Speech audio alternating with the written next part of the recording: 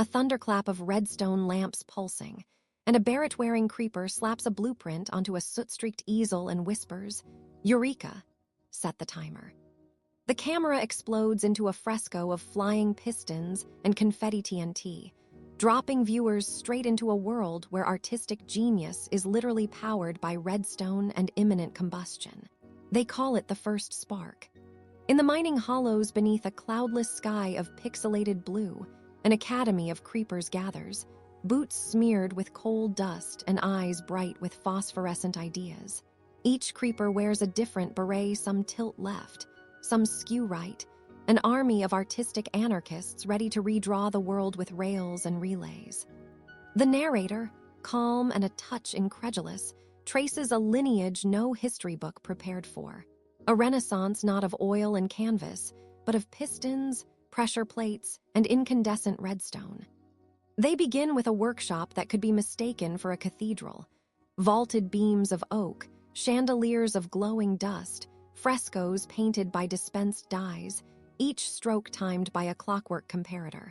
The camera glides over an easel where a young creeper, hairpin-shaped fuse twitching, sketches a mechanical Mona Creepera, a portrait formed from polished iron, glass panes, and a suspiciously well-placed tripwire for dramatic effect. A close-up reveals a smudge on the canvas. Not charcoal, but ash, the residue of too many experiments, tiny testimonials to failure. "Ready?" whispers the beret-wearing mastermind, voice low, conspiratorial. "Always," answers a voice that creaks like a rusty piston.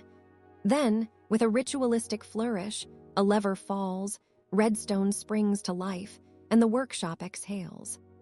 Pistons unfurl, brushes flick in synchronous arcs, and an automaton apprentice tosses a confetti TNT which, predictably, detonates into a shower of colored gravel and applause. This is the moment the creeper historians mark with banners. The first public performance, where art becomes spectacle, and spectacle becomes an industry of ingenious risk. A montage follows, each beat 20 seconds long and meticulously composed. A conveyor belt of sculptures grinding out busts with uncanny symmetry, an alchemist creeper coaxing pigments from lapis and glowstone, a group arguing heatedly over whether chiaroscuro requires an extra piston. Intercut are small absurdities. A critic with an oversized monocle pronouncing a statue volatile, and therefore revolutionary, a baker sculpting a loaf that literally blooms when redstone warms the crumb. The tone is reverent when it needs to be, mocking when a contraption clearly ought to have exploded and didn't, and genuinely awed at moments when a mechanism sings with unplanned beauty. At the center of this burgeoning movement stands the beret-wearing creeper, who the workshop calls Maestro Sizzle. He has a reputation, a genius who sketches with the same hand that lights a fuse. His eyes are twin emeralds, flecked with soot, and his furrowed brow is an alloy of concentration and mischief. Sizzle is both showman and scientist. He stages installations where piston choirs perform hymns of compression, and he drafts blueprints for a new kind of fresco painted by falling anvils. One sequence finds him hovering over a chapel of mirrors, arranging prisms while apprentices run wire like liturgy. Light bends through stained glass composed of dyed glass blocks, and for a heartbeat, the whole room resembles a cathedral of data and devotion. An old villager who once traded for eggs and emeralds, watches and murmurs, who knew art could be wound like a clock. His hands are stained but steady. His voice sounds like peat and memory. Scholars arrive, not in powdered wigs but in soot-caked cloaks. They measure pistons, debate circuit philosophy, and write treatises titled on the sublime in relay. Their footnotes contain tiny diagrams and angry doodles of TNT. Commerce follows spectacle. Patrons shuffle in with trunks full of iron, commissioners demanding portraits with tasteful explosions. A merchant barters a carriage of rails for a statue that will explode on command, timed to a funeral march. It is intoxicating, a renaissance of invention and excessive exuberance. But beneath the confetti and the applause, there is a quieter purpose. To build something that lasts, to prove that a life powered by redstone and curiosity can match any gilded lineage. And yet, danger is never far. Redstone is a capricious god. A misaligned comparator will singe a cheek, and a misplaced repeater can turn an aria into a demolition. A sequence meant to enchant a court instead fills the hall with smoke. A patron applauds too hard, tripping a pressure plate, a chandelier of glowstone plummets, and the audience emerges covered in glitter and soot, laughing and furious at once. Irony blooms. Catastrophe has become aesthetic, an ingredient in the recipe for fame. Sizzle watches these small disasters with a scientist's detachment and an impresario's grin. He knows how to harness the irrevocable jerk of a failing contraption to turn a literal explosion into metaphor. Yet not everyone is ready to convert to this gospel of redstone. Traditionalists mutter about lost subtlety. A stoic painter refuses to let a piston ever touch his canvas, and a monk composes sonnets about silence in a world that keeps igniting. The movement, however, is fluid. Apprentices spill oil and coal on blueprints, and grand ideas are sketched on the undersides of minecart lids. Children who find abandoned redstone lay little networks, tiny cities of blinking light, unaware of the philosophical debates that swirl above. There is humor, too. A portrait hung in the guild hall that, unexpectedly, sneezes from a hidden dispenser, causing a visiting duke to faint from shock, and later to write home about the innovative realism of creeper temper. As twilight dyes the workshop in sienna pixels, Sizzle stands atop a scaffold blueprint held like a sermon. He surveys what he and his comrades have wrought, a city of gears and grace, a culture humming with unstable beauty. He plants a flag of teal beside a piston, and for a moment the camera lingers on his profile. Soot-smudged, proud, paradoxical. To build, he murmurs, barely audible over the whisper of redstone, is to flirt with the end. The line is part boast, part confession. It carries the echo of blocks shifting, of timers counting, and of a culture that measures its worth in both masterpieces and near misses. Night falls. Torches and redstone glow in tandem, painting faces in orange and electric magenta. The apprentices sleep under awnings of canvas, and the last comparator ticks down, a metronome for ambition. The narrator softens, a tone equal parts mock and affection. So began an unlikely epic, they say, one in which beauty was wired, where genius smelled faintly of sulfur, and where banners fluttered above furnaces. The camera pulls back, revealing the scope. A valley of workshops, chimneys puffing like mechanical clouds, and then the timer ticks. It began with a red hiss. In the shadow of a pixelated cathedral, a tiny filament of redstone flared like the first sunrise inside a cave of cobblestone, and a creeper named Creeperardo leaned closer than any of his kind should.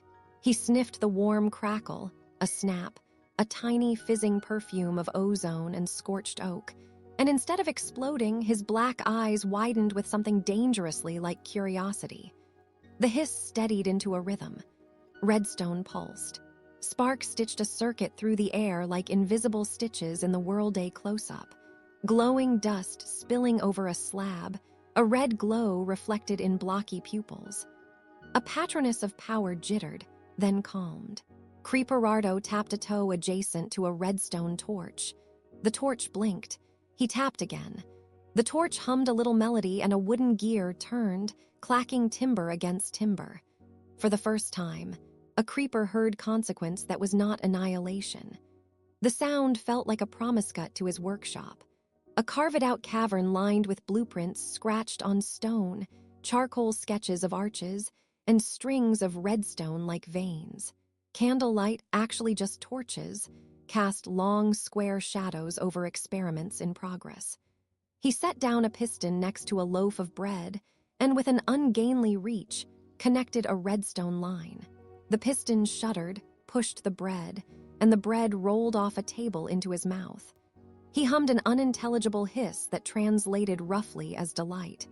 Around him, scaffolding creaked in the hush shift. Nearby, villagers peered through window slits, pixelated noses pressed to glass, villagers whispering what if? Their skepticism was a soft chorus. A villager monk named Matteo tinkered with proportions on a canvas, stealing glances not at the sky, but at Creeperardo's redstone experiments.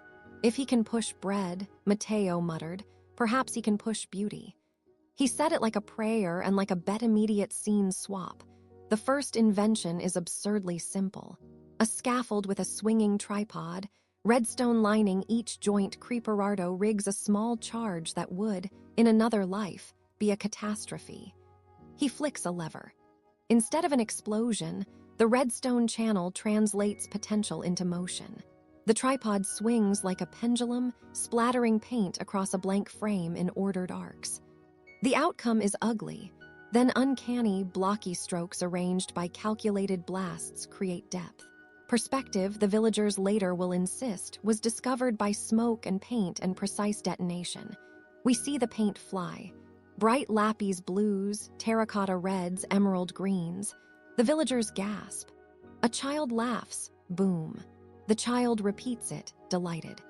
Creeperardo doesn't explode, he smiles, hissoft, pleased with the composition.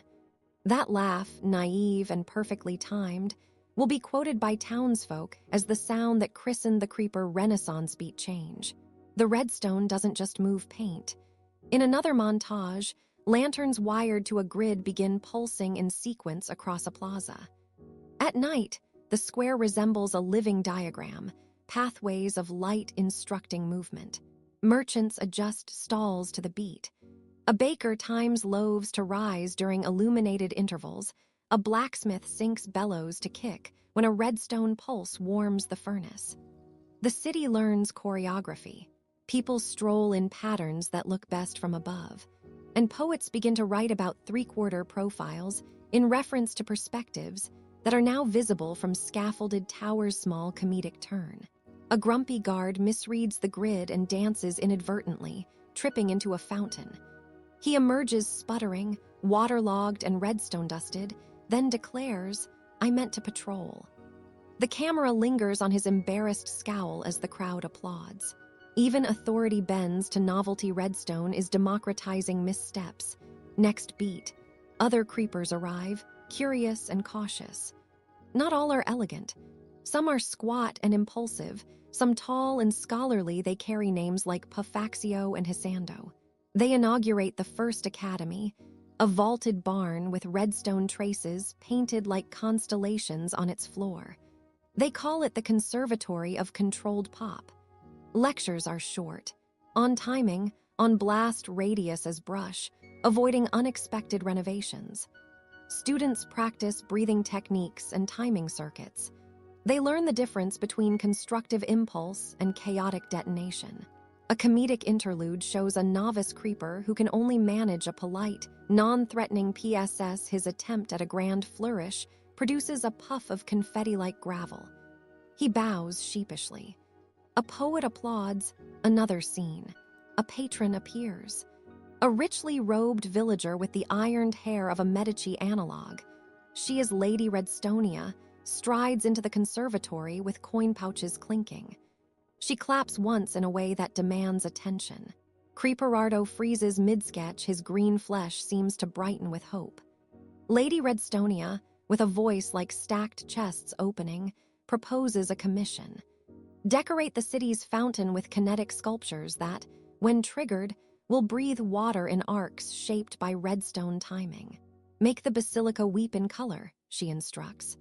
Her patronage is both ridiculous and transformative.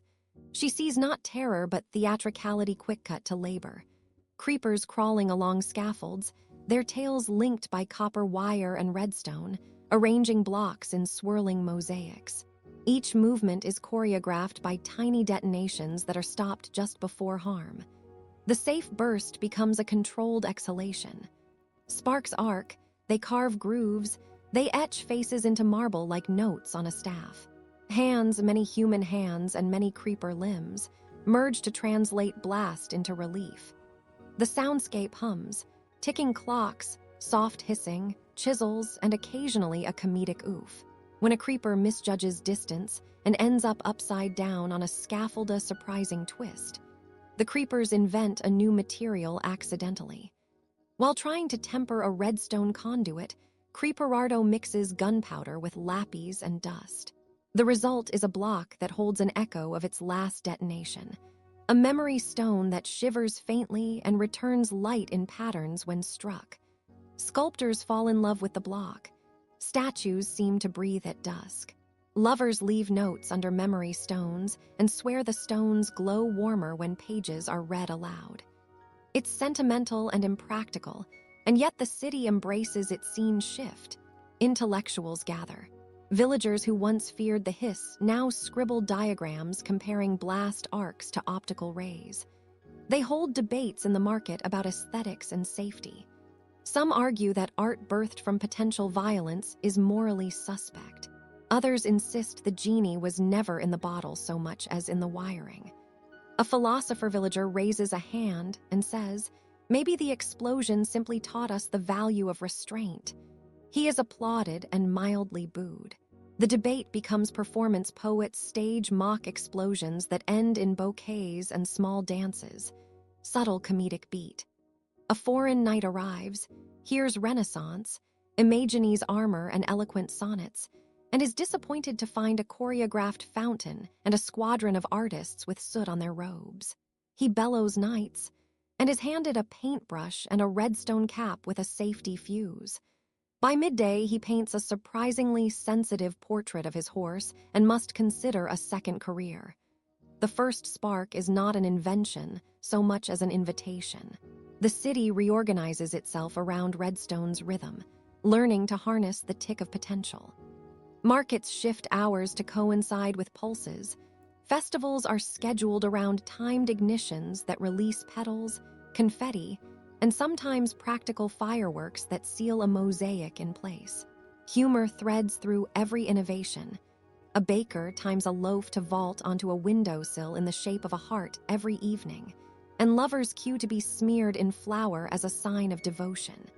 And yet, under the glow of torches and the cheer of innovation, there is always the shadow of what creepers once were. Old bricks bear scorch marks like reminders at dusk. Stoic grandparents point to a charred beam and tell the children, once, we feared the hiss. Their voice is soft, a history lesson and a cautionary tale. Creativity and danger are held in delicate balance, and the city learns a new word. Vigilance paired with wonder. The final beat of this chapter is quieter but pointed. Creeperardo stands on a tower at dawn, redstone draped like a scarf across his shoulders. He watches the city he helped invent waking into a grid of light and motion. His face is stoic, his tail curled in thought. He exhales a careful, purposeful hiss that vibrates through the stone. Somewhere below, a memory stone answers with a shimmer. He whispers, almost to himself, now we build with the pause. The camera lingers on his silhouette, a green shape against a pastel sky, and the hum of redstone underfoot prepares us for how widely that first spark will spread. The first spark was not a thunderbolt from the gods, it was a tiny green fuse and a delighted hiss. In a candle-lit forge of cobblestone and glowing redstone dust, a single creeper named Maestro Sizzle leaned over a crude workbench and imagined the future as if it were a painting. Only the painting occasionally exploded into confetti. That hiss was a punctuation mark that rewrote everything. Culture, chaos, and the comfortable assumption that creepers only ever ruined picnics light pooled across a curved parchment made of map scrolls, redstone trails snaking like veins. Around Maestro Sizzle, apprentices in powdered helmets sketched blueprints with charcoal bones, hammering out rivets made from polished flint. The air tasted of tallow and freshly struck metal, and the constant ambient click of pistons made the room feel like a slow mechanical heartbeat. Outside, villagers stopped mid-stride, heads cocked, because when a creeper hums with ideas instead of malice, even the cows pay attention. A 20-second montage. A piston slides a sheet of glass into place. A redstone lamp flickers on a silk-touched banner, unfurls showing a stylized creeper wearing a laurel crown. Maestro Sizzle pinches his wick-like mustache, tilting his square head like a sculptor inspecting a bust. This was not vandalism, this was invention with a teasing fuse. He had discovered that when redstone interacted with certain powders, bone meal, glowstone dust, an accidental splash of emerald juice from a clumsy trader, the energy could be harnessed, channeled, rehearsed. It could sing another scene beat. A young apprentice, Blocky, tiptoed in with a tray of piston parts. She squeaked, "SS sorry," and the room laughed, a staccato chorus of metallic clanks. Humor was a tool here it loosened even the strictest redstone logic. Blocky was important because she could arrange circuits like a composer arranges notes, and her fingers were stained permanently with lapis. Her presence meant that this renaissance would have color, not just explosions. They built small experiments first. A clockwork loom that weaved patterned wool using timed redstone pulses, a mechanical easel that rotated canvases to catch the sun at precise angles, and a miniature automaton that painted little blocky birds. These creations made the villagers stare and the wolves tilt their square ears. The memories of past destruction were still fresh, the old scars in the stone, the crater where a festival used to be, so every success was tender and a little theatrical. Maestro Sizzle celebrated with a tiny confetti popper that emitted no dust but a satisfying snap, because fully functional parties were a new luxury in this world. Then came the audacious test, the first spark proper. They arranged a central contraption in the village square, a circular colonnade of column blocks with redstone veins rippling outward like a sunburst. At its center, a glass sphere held the red heart, a lump of redstone whose glow pulsed like a heartbeat when coaxed by certain harmonies of stone and steam. The plan was both demonstration and manifesto, to show that redstone could be the city's beating intellectual core, powering workshops, theaters, and philosophical debates. It would be a literal renaissance, the rebirth of art and ideas, driven by circuitry and explosive charm visual beat. The square filled with villagers in hats, the sheep bleating rhythmically, and armored guardians watching with polite suspicion. Maestro Sizzle cranked a lever with ceremonious tremor. A chorus of gears sighed awake the red heart, throbbed a welcome thump. For a breath, the world held still, even the clouds paused their blocky drift. Then, rather than a neat arc of light, the red heart spat a brilliant spray of sparks that jumped into nearby lamps, singing them into life. Music swelled, not audible in the way we expect, but in the way pistons synchronize to create a rhythm. The crowd gasped. The old blacksmith muttered what could only be interpreted as wonder twist. One spark slipped into Maestro Sizzle's pocket. He felt it like a tiny tickle against his green skin. Instead of panicking, he smiled and hummed. The spark found the secret in him, a dormant curiosity wired into his very creeperness.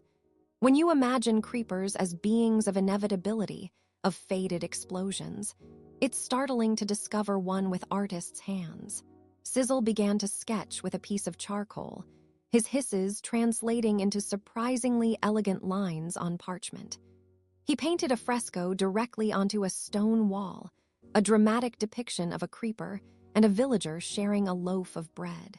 The fresco glowed faintly when the red heart pulsed. The effect was almost tender small comedic beat. A villager critic, foaming at the mouth with high society soapstone, complained loudly, but why subscribe to symmetry? He was promptly distracted when a mechanical dove landed atop his hat and pooped a tiny square of confetti. Laughter rippled and softened the critique into applause. The Renaissance they were inventing had an ethos.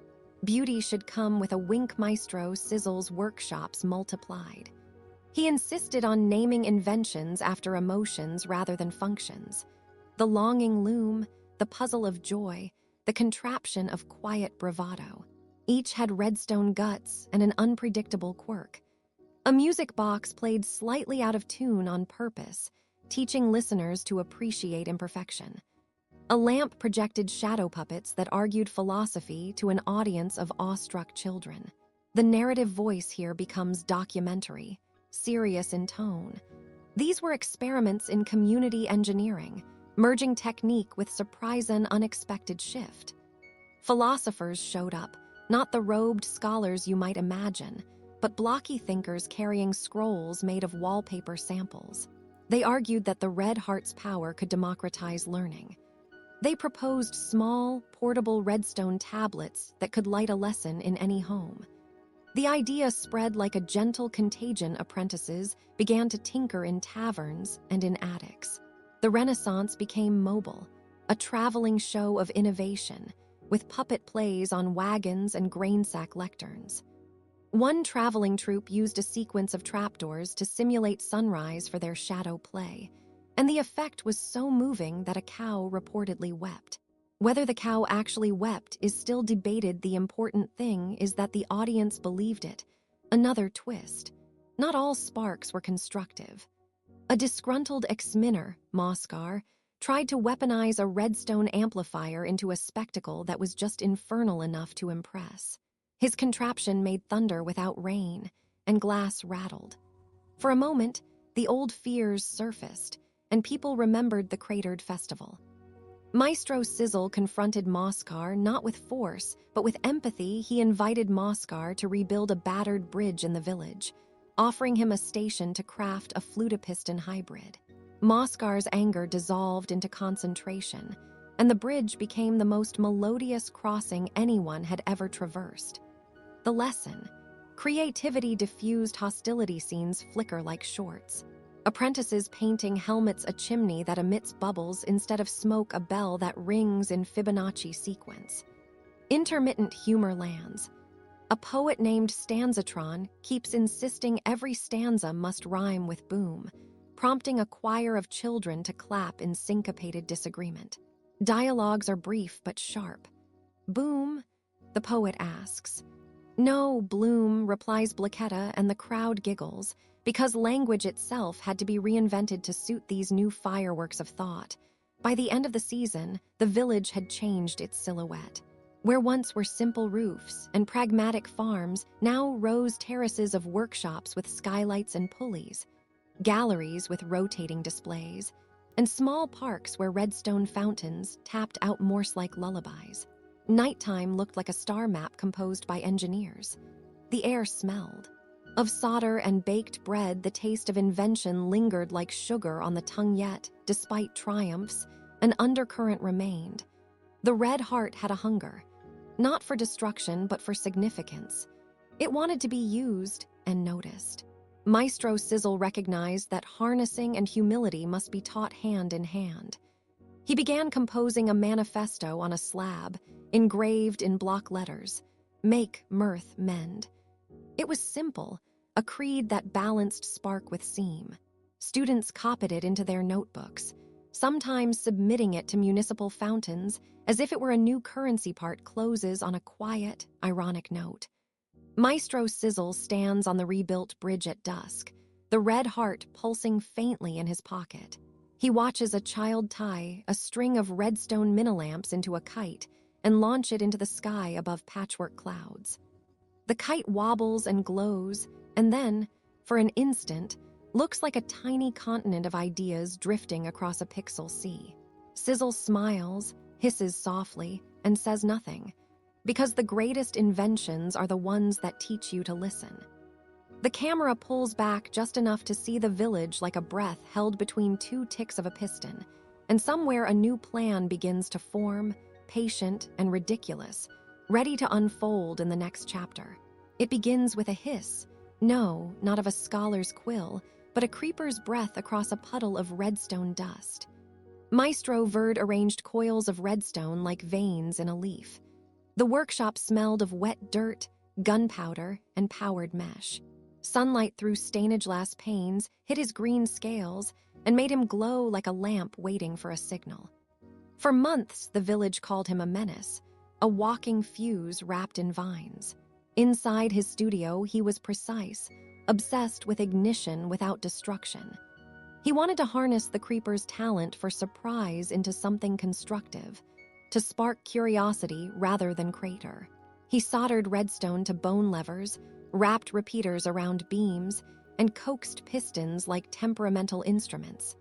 A dozen short beats follow. Verd places one redstone torch beneath a cobblestone pedestal. The torch blinks, a piston lifts to reveal a clay bust, half-formed, earless, with a polite terracotta smirk. A villager gasps. "Is it alive?" she asks. Verd grins.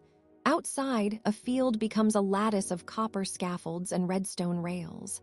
Creeper apprentices drag carts of lapis, cactus green, and rose quartz through aqueducts that hiss. Brushes are strapped to tails, safety plates cover fuses. The redstone hums and keeps time. Every 30 ticks a dispenser sprays powdered lime onto wool stretched between frames. The pattern is uneven, impressionistic, and oddly eloquent. Verd experiments with controlled composition by lining TNT behind an easel and programming a repeater delay. The blast scatters pigments into concentric rings, a pollock of craters. He claps his stubby tendrils. "Art," says a nearby skeleton dryly. The apprentices cheer. A redstone clock chimes the invention called the first spark swivels into being. It is an apparatus of pistons and rails, a wheel of glowstone and copper, several hoppers, and one sacred redstone block wired into a brass heart. When current flows, the heart does not detonate, it releases a steady, gentle pulse, a reachable pause. Machines hum, brushes dip. Library shutters open and manuscripts slide out on conveyor belts. Maestro Verd wants a renaissance, beauty, inquiry, invention, filtered through creeper sensibilities. Surprising, communal, and slightly combustible. He organizes salons with redstone punch and manuscripts bound by slime. Villagers, skeletons, and an embarrassed Enderman come to trade notes, argue perspective, and invent pigments by smashing lapis with iron boots. Ideas spark in the gaps between blocks. Not all breakthrough is peaceful. Sir Redstoneworth, an earnest redstone golem, favors cold engineering. He replicates the first spark with efficient but joyless machines, automatic loaf dispensers, perfect bricklayers. At a demonstration, his contraption neatly stacks an anvil-shaped tower. The crowd applauds politely. Verd's tower, by contrast, explodes into a shower of colored shards a child collects to make a mosaic. Sir Redstoneworth grinds his gears. Small twists appear. An apprentice named Poppy invents a pigment from fermented nether wart that glows. Portraits painted with it seem to breathe and murmur old proverbs. The first spark's pulses also draw wandering husks, who think the beats are a radio. They dance in the square and become performance artists. The defining scene arrives. Verd atop a scaffold wires the redstone heart to a vast canvas stretched across the square. Villagers gather like pixels. He dusts the surface with powered redstone and steps back. For a beat, everything is still. Cobblestones, wool, a tiny mouse breath. Then the heart pulses. Pistons sigh, dispensers bloom, and the canvas becomes a living mural. Panels slide, revealing nested vignettes. A baker kneading bread that bakes itself on a tiny vat. A scholar whose parchment turns into fluttering birds. A child's drawing that becomes a wooden horse and trots away. Sparse dialogue punctuates wonder. A villager whispers, "I never knew." And a creeper apprentice replies, unexpectedly, "We're doing this on purpose." Laughter rolls across the square, equal parts relief and astonishment. Consequences ripple outward. Masons chisel patterns that channel sound, carpenters weave music into chairs.